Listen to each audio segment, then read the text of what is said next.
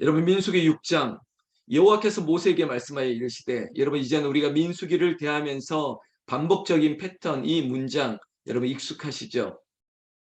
오늘 이 아침에는 우리는 이 말씀을 이렇게 받는 것이죠. 하나님께서 나에게 말씀하여 이르시되 여러분들의 이름이 이 모세의 이름에 들어가는 것입니다. 하나님 나에게 말씀하여 그리고 명령하여 주시옵소서. 내가 듣겠나이다. 내가 순종하겠나이다. 내가 말씀대로 주의 말씀이 내 길에 말씀의 빛이 등불이 되어서 다른 길로 가지 아니하고 오직 하나님이 말씀하신 길로만 갈 수 있도록 하나님 저에게 힘과 능력을 더해 주시옵소서. 여러분 만약에 좌우에 낭떠러지가 있는데 여러분 그것이 보이지 않는다 그래서 그저 하나님의 명령이 너는 앞으로 나아가라 했는데 여러분 우리가 좌로 우로 치우친다면 우리가 사망으로 갈 수밖에 없는 상황이죠. 오직 주님만이 말씀이 되시고 그 말씀이 길이 되시고 그 길이 인생 가운데 유일한 진리와 생명이 된다는 것을 우리는 알고 있습니다. 알고 있을 뿐만 아니라 하나님께서 우리에게 늘 말씀하시는 너희는 행하라. 그 말씀대로 행하였더라. 우리는 그렇게 하나님 앞에 또 감사의 고백을 드릴 수 있는 이 선한 움직임들이 있어야 되는 것입니다. 자, 오늘은 이스라엘 자손들에게 이렇게 말했습니다. 2절에 남자나 여자나 특별한 서원, 특별한 서원. 여러분 우리가 특별한 날이 있지 않습니까? 그리고 내가 이 기간만큼은 이 시간만큼은 특별하게 하나님 앞에 드려지기를 원하는 그런 영적인 소망들이 있을 때가 있습니다. 내가 금식의 기간, 내가 아니면 내가 기도원의 산상에서 부르짖는 시간, 내가 어떤 특별한 시간 동안 주의 말씀을 듣기를 원하는 구별됨, 성결됨, 특별히 하나님 앞에 나를 드려지기를 원하는 그 뜨거운 그것을 서원이라고 하는 약속을 통해서 우리가 하나님 앞에 드려질 순간이 있다는 것입니다. 그렇다면 그 특별한 서원이 뭐냐? 그게 나실인이라고 하는 서원일입니다. 여러분 오늘 그 나실인의 동그라미를 쳐야겠죠. 이 나실인 우리도 많이 들었습니다. 이 나실인의 서원, 약속, 언약을 하나님 앞에 하게 되면 이렇게 하라고 얘기하고 있습니다. 자기 몸을 구별하라. 여러분 자기 몸을 구별하는 게 하나님 앞에 드려진 나실인의 약속의 첫 번째 기준입니다. 여기에 이제 구체적인 무엇을 하지 말고 무엇을 하지 말고는 우리가 익히 알고 있지만 기준은 이겁니다. 나를 구별하여 드리겠다는 것입니다. 자기의 몸을 하나님 앞에 세상의 어떤 즐거움이나 세상의 어떤 가치 앞에 나를 내어드리는 것이 아니라 나는 오직 하나님이 받으시기에 합당한 내 몸이 구별되고 정결하고 깨끗하게 하나님 앞에 드려지겠다는 것이죠. 그래서 오늘 2절 후반절에 자기 몸을 구별하여 여호와께 드리려고 하면 이겁니다. 자기 몸을 하나님께 구별하여 드리려고 하는 이 나실인의 소원 앞에 이렇게 금하는 것들이 있습니다. 3절 포도주와 독주를 멀리하며 술 취하지 말라, 방탕하지 말라. 여러분 우리가 다른 성경에서도 이 말씀을 보지만 구약의 나실인의 서원의 첫 번째는 포도주를 독주를 멀리하는 것입니다. 여러분 이스라엘이나 아니면 다른 국가에 갔을 때 여러분 이것이 문화적으로 이것은 술이 아니야, 이것은 음료야라고 말할지라도 당시에 이 시대의 포도주 이것은 술을 만드는 재료였습니다. 이것을 철저하게 나시린의 서원 앞에 금하고 있는 이유가 뭐냐? 그것은 하나님 앞에 즐거움이 있다. 그리고 이 세상에 있는 모든 즐거움들을 네가 스탑 할 줄 알아야 되는 그 기준을 얘기하는 것이에요. 성경 말씀 조금 더 보신다면 포도주로 된 초나 독주로 된 초를 마시지 말며 포도즙도 마시지 말며 생포도나 검포도도 먹지 말지니 여러분 서원을 하고 그리고 하나님 앞에 분명한 약속을 했을 때 우리의 기준은 야, 이 정도는 되지. 아니 맥주는 음료수 아니야? 뭐 이러한 생각이 아니라 내가 그 말하고는 이 관련된 모든 것들을 딱 끊는다는 것이에요. 그것이 세상 즐거움 다 버리고 여러분 세상 즐거움을 다 없애란 얘기가 아니에요. 퍼스트 하나님 앞에 즐거움이 있다는 것을 알게 되면 세상에 있는 즐거움은 그저 부수적인 거예요. 거기에 탐닉하지 않아요. 여러분 우리가 정말 기도가 소중한 것을 알고 말씀을 보는 즐거움을 알면 다른 것들의 즐거움을 찾을 수 없게 하는 정말 신비한 일들이 일어나고 있습니다. 여러분 그저 제 경험치를 얘기 드릴게요.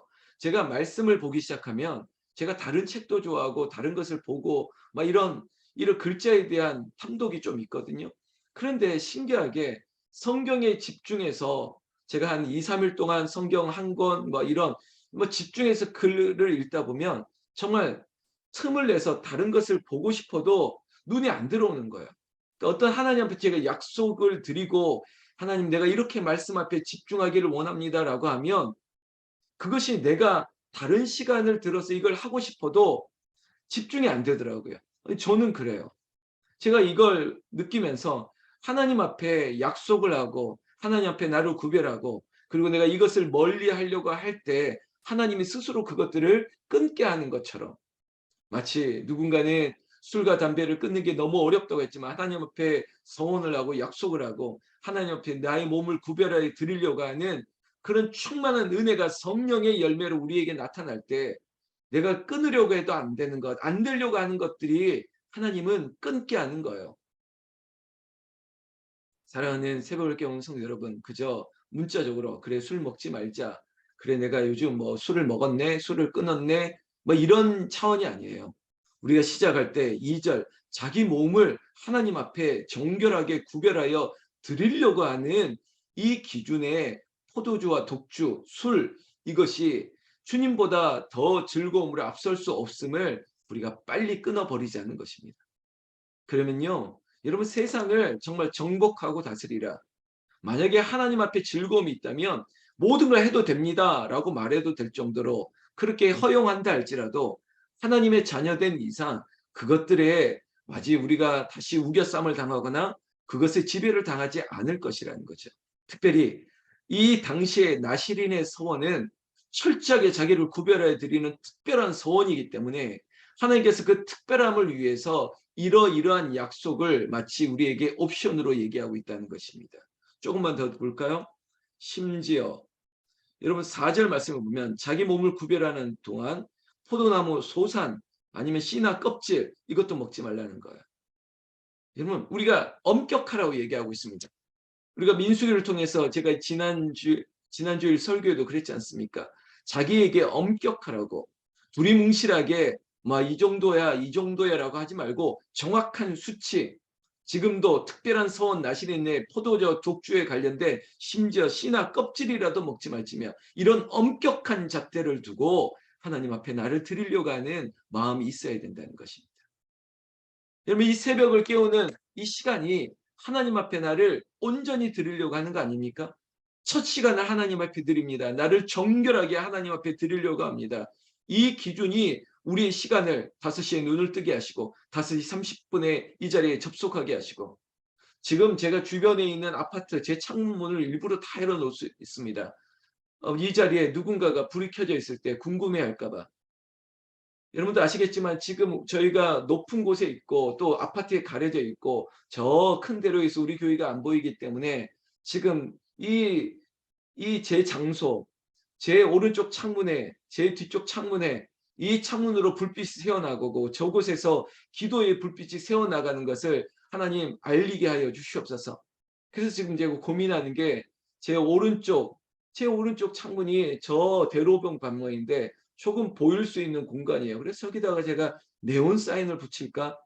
나는 좀 불편하겠지만 저기다가 십자가를 크게 바깥으로 보이게 걸어 놓을까? 막 이런 고민까지 할 정도로. 여러분 제가 이건 그냥 곁길로 얘기하지만 나를 온전히 드리려고 한다면 나의 모든 것들이 다 노출되어야 되는데 그중에 하나 또 다른 예식이 뭐냐? 여러분 5절 말씀해 보면 그 소원이 뭐죠? 나시린의 소원을 구별하는 날 동안은 삭도를 절대로 그의 머리에 대지 말 것이니라. 자기 몸을 구별하는 동안은 삭도를 절대로 대지 말 것이다. 뭐 이거 머리털을 길게 자라게 하지 말라.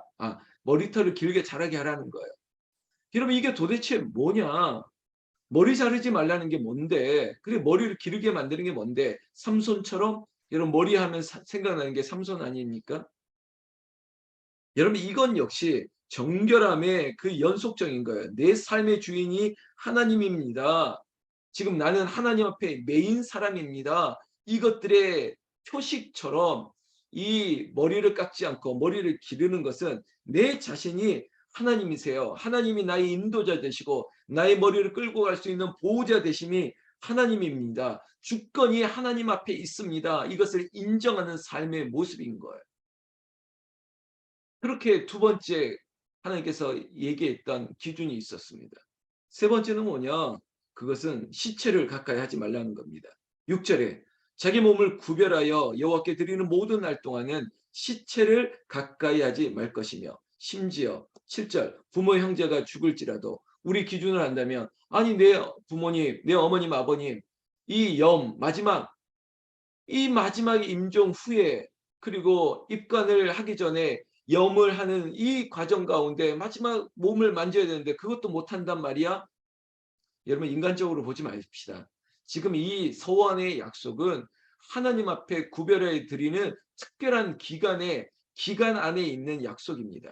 그래서 포도주나 독주, 그리고 너희 머리를 밀지 말고, 그리고 세 번째 시체를 네 부모의 것이라도 만지지 말라.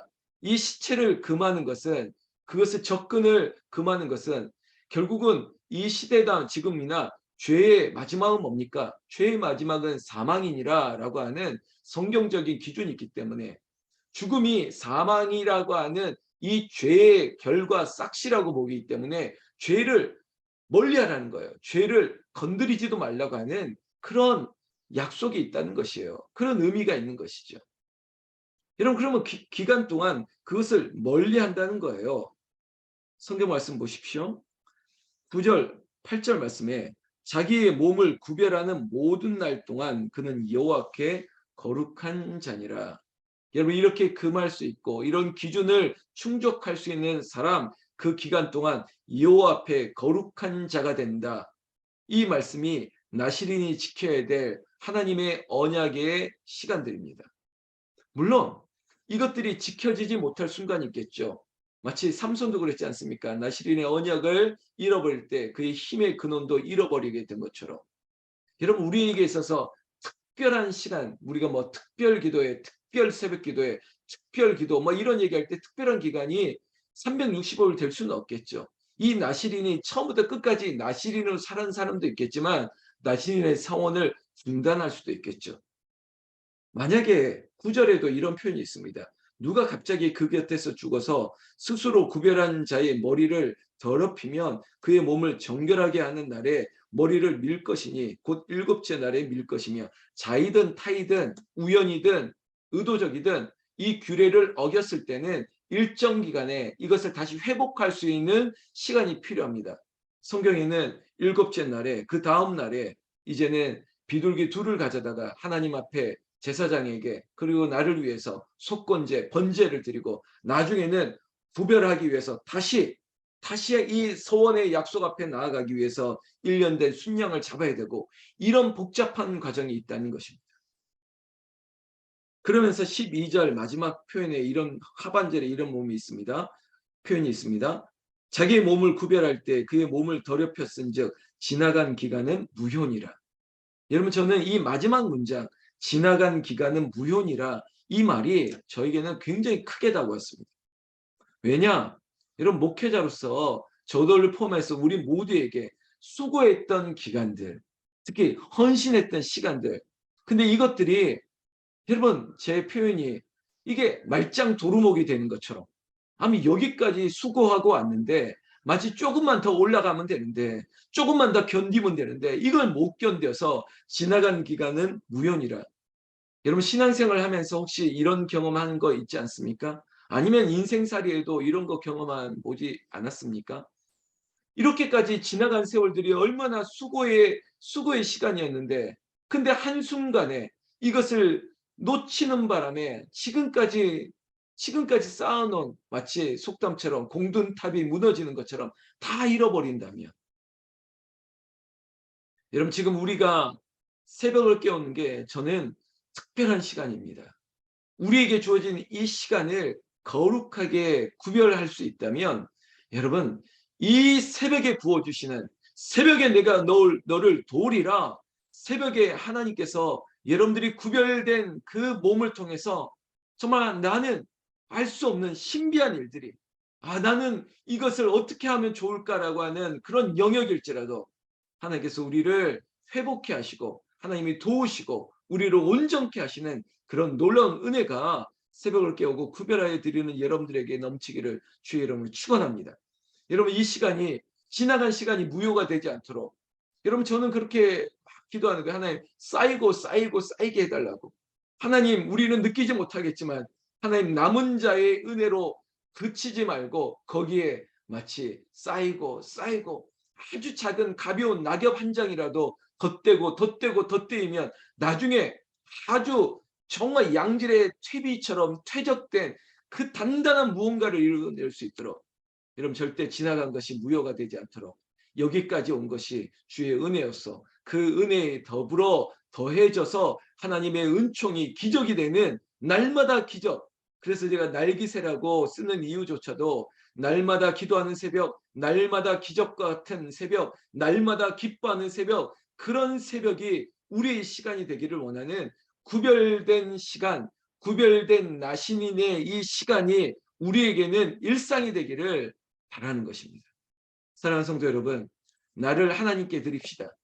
나를 온전히 하나님이 받으시기에 합당한 제물 된다면 하나님께서 우리의 인생을 책임져 줄 수밖에 없습니다. 여러분들의 가정이 나실인의 가정이 되면 그 나실인의 가정은 사람들이 이해하지 못하는 마치 삼손과 같은 큰 힘이 나타나기도 하고요. 그리고 감히 세상에 우리를 엄습하지 못하는 강력한 보호하심으로 하나님이 우리를 인도해 주실 것이라는 거죠. 사랑하는 새벽의 용사 여러분, 여러분들의 삶이 나실인의 삶 구별하여 드렸지만 내 것을 빼앗아가는 삶이 아니라 하나님께서 온전히 받으시고 책임져 주시는 특별한 용사, 제가 믿음의 용사를 계수하다. 그 특별한 사람이 누구냐? 제가 지금부터 이름을 부르는 여러분들이 특별한 사람, 하나님께서 계수하여 그 은혜의 반열에 두시는 사람, 하나님께서 받으시는 사람, 그 한 사람이 나와 이 자리에 있는 여러분들 되시기를 나는 우리 주 예수님의 이름으로 축원합니다. 축원합니다. 기도하겠습니다.